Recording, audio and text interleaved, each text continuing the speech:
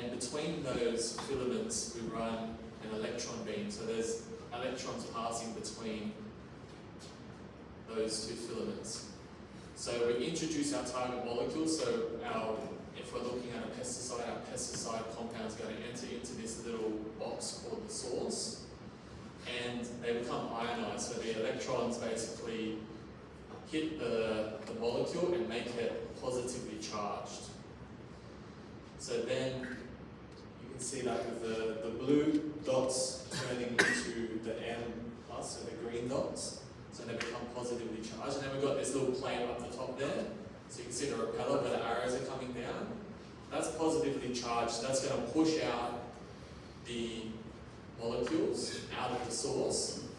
And then down the bottom you can see the arrow there. We've got a series of lenses which basically focus those ions into a nice streamlined beam.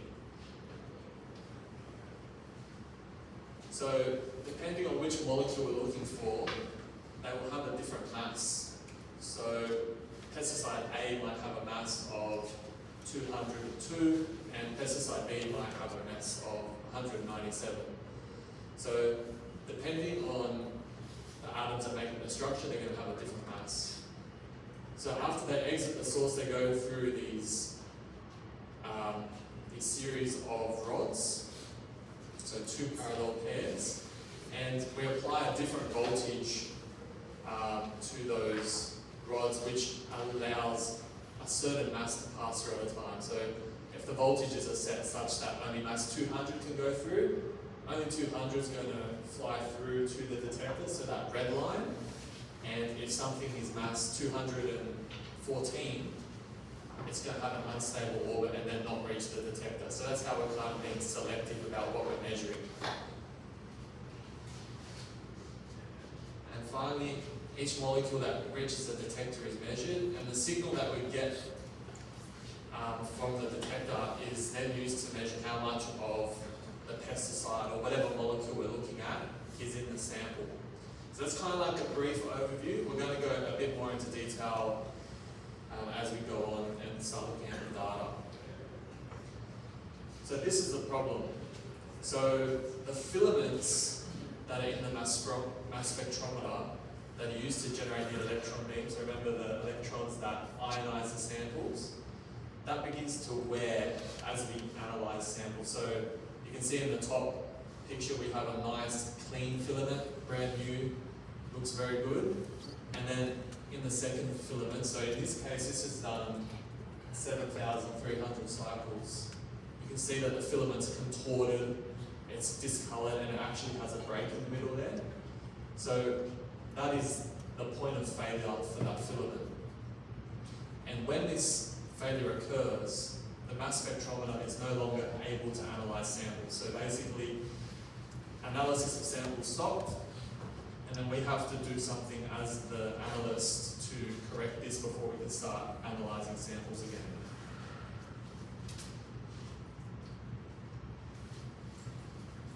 So the problem for us is that this costs us a lot of time when we're processing the samples. So as there's two filaments, so there's one either side, when one filament fails, we can just swap to the second filament.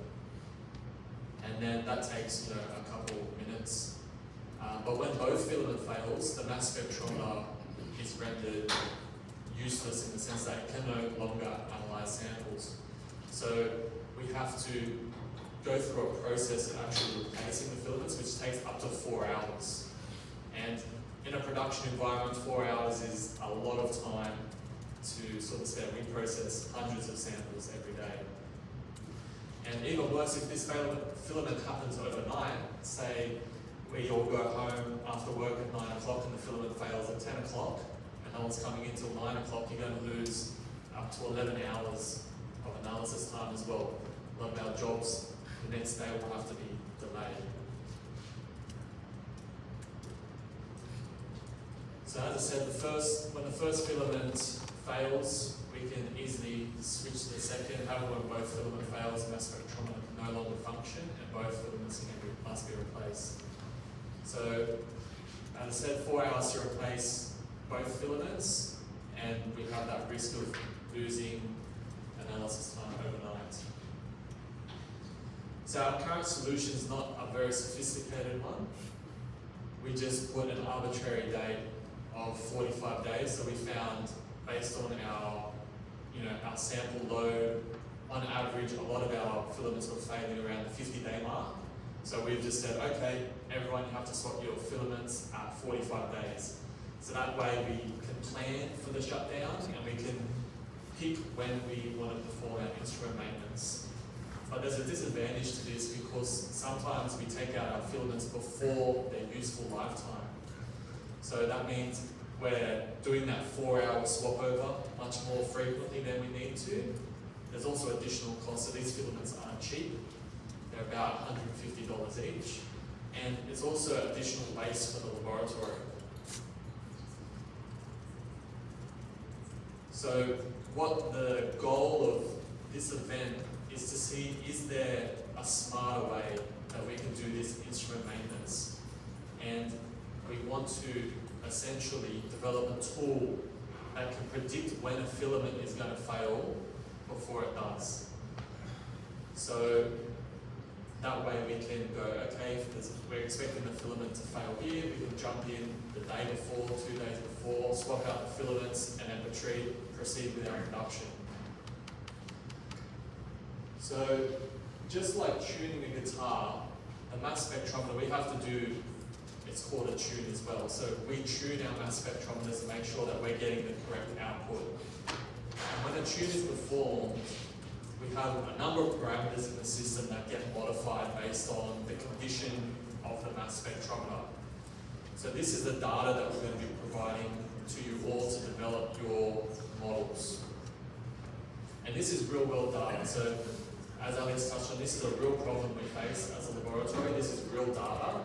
And this is very new to us as well, so we don't know how this is going to look, and I think it's going to be very interesting to see what each of you are able to come up with. So from the data that we're giving you, it's not clear that there's a certain value which is a good predictor for filament failure. However, the number and the nature of samples that we analyze on the instrument will affect the lifetime of the filament. So the samples also affect the performance of our mass spectrometer. So you will see with the tune data, the more we use our instrument and the dirtier the samples, you will see changes in the tune data. So I guess what we're looking at is there a correlation there that can be predictive in some way to predict the failure? And our last point, these parameters often trend in a predictable way, so that's going to be what I think will be useful for your models. Okay, so this is what the data sets that you get is going to look like. So we have a number of parameters there, and basically each row is a tune. So the first tune is when we put in a brand new source. So we've cleaned the source, everything's nice and clean. We've got 2 brand new filaments, and then according to the stop timestamp on the left-hand column, that's when we're performing these tunes. And if you look, you can see some of these values are changing with each tune, and there's certain trends. So I'm going to go through each of the columns and give you a little bit of a technical background about what these values mean, and that hopefully will give you some clues about what's going to be useful to monitor. So I guess the easy ones are generic values. We have tune date, so that's the date the tune was performed. And note that I think some formats may have some files may have slightly different formats for the date, tune date. The next one is system. So systems, we run a number of different equipment, different instruments. So this is just an ID that we have. So you're going to have, system 19, system 34, system 35, 36. So they're just in case there's something specific to that sort of system. And then the third one is test ID. So broadly speaking, the the sets of data we presented you come from two different tests. So they analyze two different types of samples. So we provided that test ID to you just in case there's a difference in the tune data or the filament failure, filament lifetime expectations depending on the test. So there's going to be test 1 and test 2. Also, if you have any questions, just shout out. Okay. So the next one we have the source values. So in one column you have filament. So filament is the designated filament which is being used to generate the electron beam. So you can see here we have a series of 1s, say a dozen 1s, and then it shifts to 2. So the last one is the tune before the failure. So that whichever row that 1 is on, that is the last tune we performed, and then sometime after that tune is when the filament failed. So that's your last rating. And then at the end, number 2, that is the last tune we performed on that source before the filament failed. Okay. And then we have, just to make that clear, we have that extra condition, extra column on the right side, which has the condition. So this indicates whether the filament failure occurred after the tune. So good means no failure occurred. Fail means that the filament failed when analysing samples after the specified tune. Okay, so as I said, the last tune of each filament will be designated a condition of fail.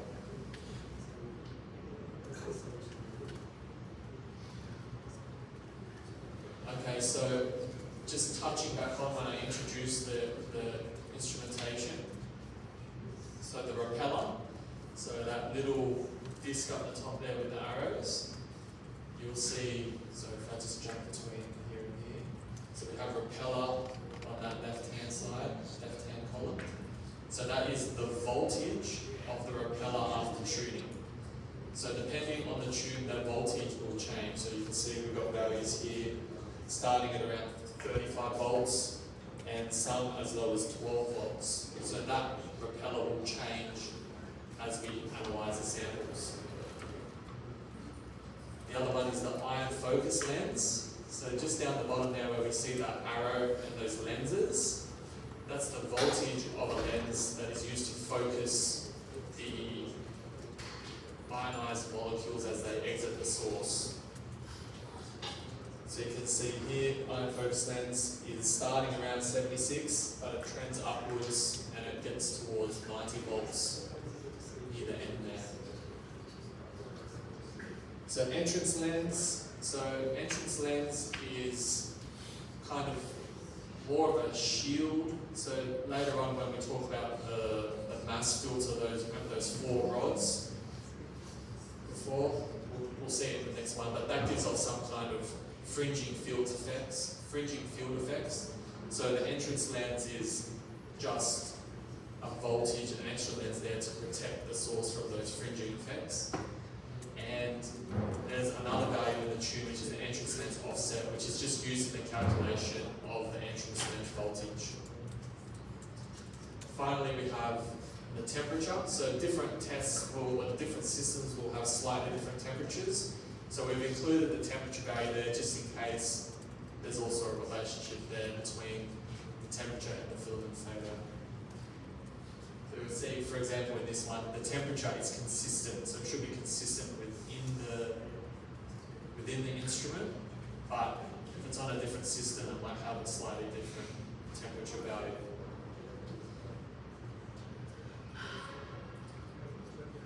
Okay, so this is the mass filter. So if you remember previously, we're going back to here. So this is the mass filter here, those 4 rods in the middle. So I'll just jump back forward again. So in order to filter our masses, so remember how I said those rods will allow a certain mass to pass through the mass filter and reach the detector at one time. So the way that works is we apply a DC voltage and an RF voltage to the rod. So you can see the red ones, the top and bottom one, that is a positive DC voltage with an RF voltage there, so you can see it fluctuating up there on the top graph. And then the bottom, the left and right ones are on the same but negative. So depending on the RF and the DC voltage, it's allowing certain masses to pass through at a time. And this is illustrated by the graph below, basically a straight line, which is the relationship between the DC voltage and the RF voltage, which will allow you to measure different masses. So the AMU gain, which is one of the data sets one of the data values we give you, that's the slope of this mass scan line in that yellow graph there. And AMU offset is going to be the intercept of that mass scan line. And because this line isn't 100% straight, we just have a little correction at width 219. Okay. So I know this is probably getting very technical, but if you need to ask questions, I'll come around and explain it, okay? But I want to give everyone kind of a brief overview of the values, because I know it's probably going over a few people's heads, but that's perfectly fine, okay? And finally, we have the detector values. So as the source analyzes samples, the signal of the mass spectrometer decreases. To counteract this, EM volts, which is one of the data values we have given you, is used to amplify the signal. So this is a measure of amplification, more or less. So the higher the voltage, the more amplifying that the instrument's doing to get an adequate response. Okay, and our last values are the tuning compound values. So at the heart of all these tuning parameters, we have a certain compound called PFTBA. And if you look at the diagram, when the molecules come into contact with the electron beam, sometimes they fragment, so they will break off into different pieces. And we can measure those pieces as well. So these are just different pieces of this tuning compound. So basically we throw the tuning compound in, we let it fragment, and then we tune the mass spec in such a way to maximize the signal of the 69 fragment, the 219 fragment, and the 502 fragment. So these are just different signals, the intensity we have for each of those values. So you can see here 69, 219, and 502. And we also have other masses, which are the 70, 220, and 503 masses as well, which are also captured by the tube. So they're usually relative. So 70 will be relative to 69, 220 will be relative to 219, and 503 will be relative to 502. So what I think might help, so if you remember earlier I touched on that there are some trends, or the source values will often trend in a predictable way. So one, we have here EM volts. So we can see in general, as we analyze samples, EM volts tends to drift upwards. So that is because we need more amplification of our signal, because the performance of the instrument drops as it analyzes dirtier samples. And also one which isn't explicit in the data set is also the relationship of some values to others. So if you look in the right hand side, we have the 502 mass divided by the 69 mass. So you can see that also trends up as we analyze samples and as the source ages. Is this all making sense so far? No? 90%.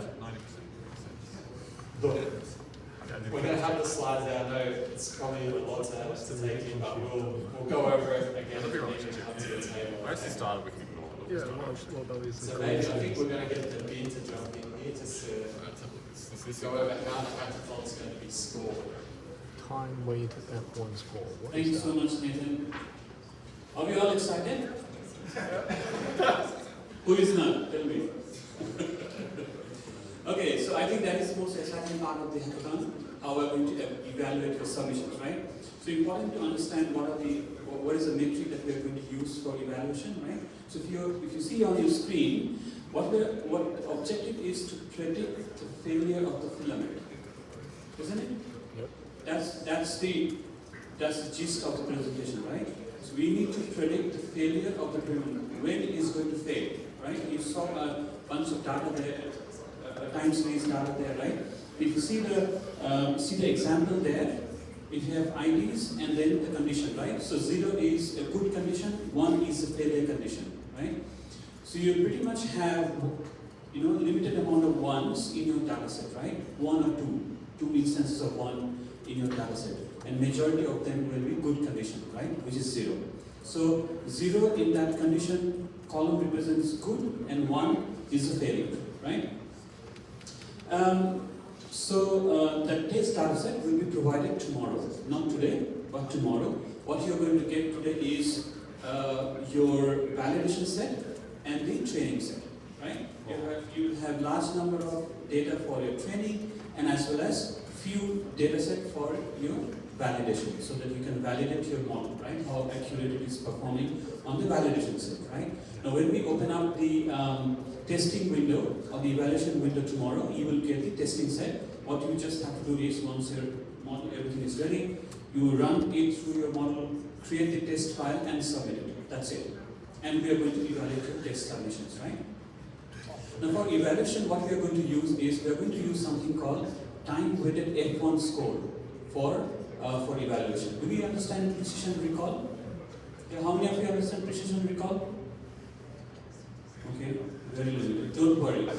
You will find all the details on the hackathon website, right? I'm going to show you the hackathon website, right? So what is the time-weighted F1 score? So if you are predicting the failure early, you're going to have some penalty, right? A limited amount of penalty. Whereas you're going to predict, if your model is predicting the failure of the filament quite late, you will have huge amount of penalty, because it is going to potentially damage the system if it is predicted late. Whereas if you predict early, the only implication is we just have to change the filament, whereas it has impact on the efficiency, but if you predict late, it might actually damage the whole spectrometer. Is that correct? Yes. It's more it's unexpected delay, and then you have a huge delay. It's better that we predicted early, because if it's late. Changing. The changing is also a time-consuming task, right? So that is the reason the late penalty is more expensive. If you predict the although the score is F1, so because it's not very useful to predict late because they know it's broken. yeah. So I think we are aiming for precision. So just to illustrate what is late and what is early, I've given you some scenarios there. So if you see the ground truth, you have ground truth there. Oh, that's one, right. two, That's right. that's our IDs, and the ground truth is good, and then there is a failure. And If you misclassify and then everything is good, earlier, right? it doesn't So lose money. the task is to Right, predict right. that row number 5, right? In simple terms, right? Now there is a prediction, sample prediction, which says that is an early prediction, right? So your model potentially has predicted that at row number 3, it is a failure, right? So that is an early prediction, right? And what is a late prediction? Let's say your model has predicted at row number 7 that the filament is going to fail. So that is a late prediction. So if you predict late, you will have more penalties. Whereas if you predict early, you will have penalties, but it will be less, considerably less than the late prediction, right? Okay, for submission, what you need to prepare for your final submission is, you have the model, everything ready. We are going to provide a test CSV, something like that, right? Without the last column, which is basically the condition column, right? So condition is something you need to predict, right? So you will have to predict and create an output file of that format. If you can see in the right hand side, it will be IDs, right? Each and every row has an ID, and then you will have to create another column, which is basically the prediction. So prediction will have 0 and 1, right? And that's what you need to submit, and it will be automatically evaluated, and you will get the score of the dashboard, as well as you will get an email what is your score looking like the F1 score, the precision recall, everything you'll get by email. Also you will see on the dashboard, right? So let's see what the dashboard looks like. So that's the dashboard, that is a sample dashboard or the leaderboard, if you can say, if you interpret that, right? So the first part would be, we register, you form teams, register the teams via a form, right? And you will see that your team is registered there you'll find your team on the leaderboard, right? Now once you make your submission, right, when you submit your test file tomorrow, your submission will be evaluated automatically and you'll see your submission on the leaderboard. Does that make sense? No? Yeah. Tough? Who is thinking it is tough?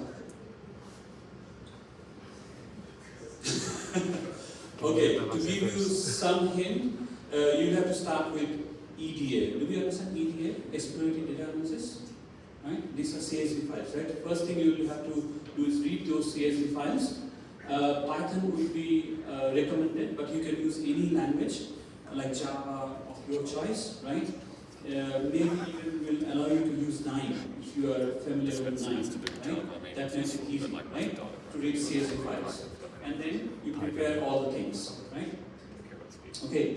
Hackathon winner will be selected based on the leaderboard. We will have top 5 entries in the leaderboard. We will invite them to pitch, a 5-minute pitch. It will be just like what is the performance, what is the machine learning technique you have used, right? Or the AI technique you have used, and why you have used that. And you need to suggest what are the potential parameters which are going to be relevant for that prediction of the filament failure. Is that good? Yeah. So performance will be the most important factor, but we also need to understand what techniques you have used and why, and what attributes you have potentially identified to be more relevant for predicting failures more accurately. Yeah?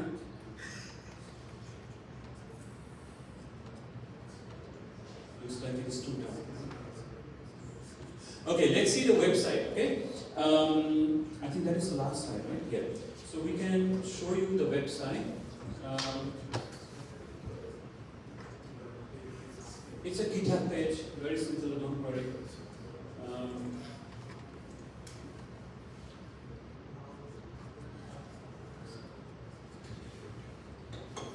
GitHub?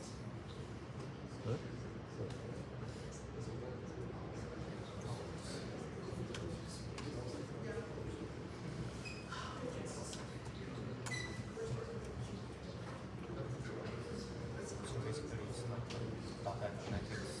Yes, however, the twist that most of that data isn't very relevant. So to figure out what is going to wear the filter now, it's going to be stuff like which are the voltages of certain, not only certain voltages though, there's some things that later on which I don't think are relevant. And most importantly, like how often it is as well. Yeah.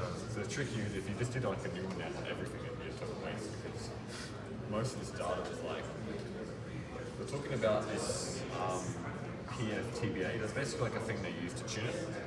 So how this thing works is that it shoots electrons at a thing. So it tries to strip the electrons off, so it's ionized. Because then when it's ionized, you can put it through a magnetic field. No. And then it basically swings around in the magnetic field, so if it's of a certain mass, it will stay. If it's too heavy, it'll like spin off or go in the correct direction. So that's how they isolate how much of this sample plays exactly, I don't know, like has these molecules, right? A lot of the data there is the tuning. Okay, good. Finally, does the machine work today? So that's and then we don't really care what fragments come out of this tuning comment. That's not going to impact how much the filament weighs down. What's the impact? So that's the hackathon page. Okay. So if you can note it down, UTS AI hackathon. So that's the hackathon page. If you go to the data folder, you'll find the data set there, right? So you'll have train data set, which are a bunch of CSV files, right? And then if you go to the validation set, go to the data validation, you will find a bunch of CSV files which are used for validation, right? And so the first thing would be, you will have to, that's the schedule for the hackathon, right? So first thing will be registration. So very simple. If you go to that registration page, form is put your name, team name, put your email IDs and all, right? That's the leaderboard. If you go and check, you'll find the leaderboard there. Let it open. And this submission button will be activated tomorrow, 1 hour before the hackathon ends. So that will be activated sometime tomorrow. Okay. Whatever was presented now, right? All this background information, everything is there on that page, right?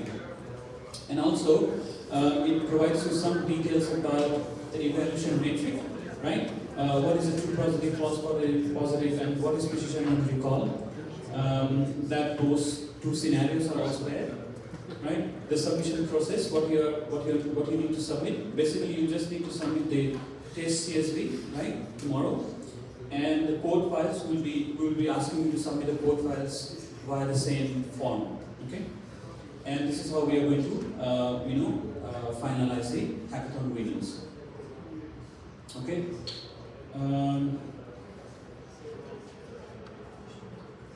Any questions?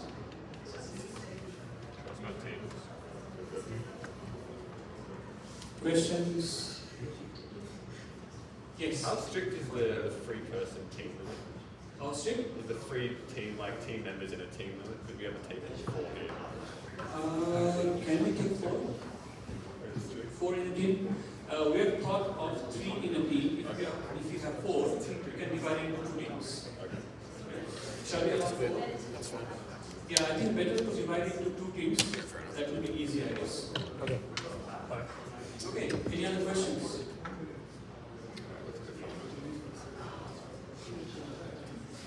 So that's the URL here. That's the URL for the hackathon page. Please have a look. Go to the details, ask questions, and get your computer started for the hackathon. We'll be here to help you if you have any questions. Answer it. If you need any clarification on the data set, you just have to reach out to us. We'll be happy.